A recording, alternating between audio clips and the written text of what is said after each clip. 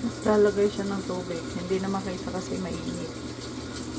Kasi automatic siyang nag-set of hot, medium, at saka self-clean.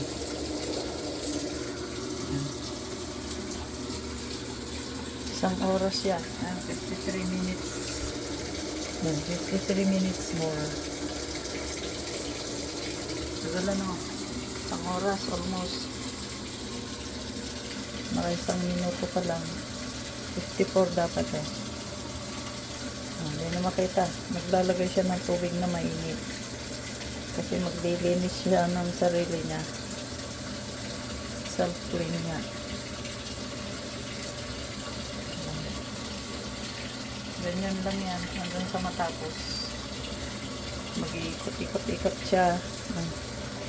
Para malinis yung buong machine.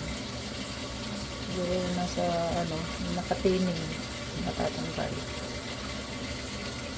Kasi naglaba ako agad eh.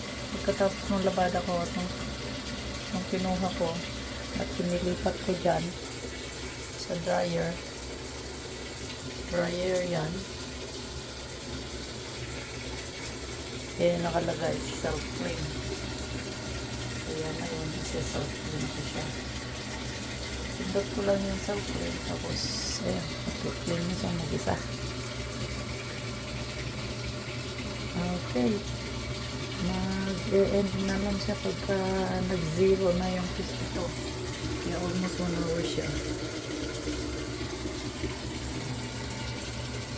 Mainit kaya malabo na. Hindi na makita yung tubig.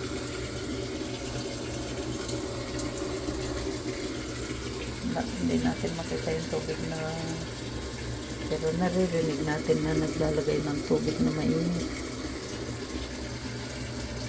Tapos mag-iikot-ikot siya.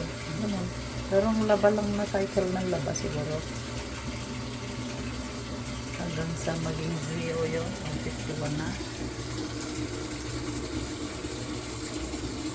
Hanggang maging 0 yun. 51 na yan. Saka lang siya matapos. Siyempre, no. Okay. That's it.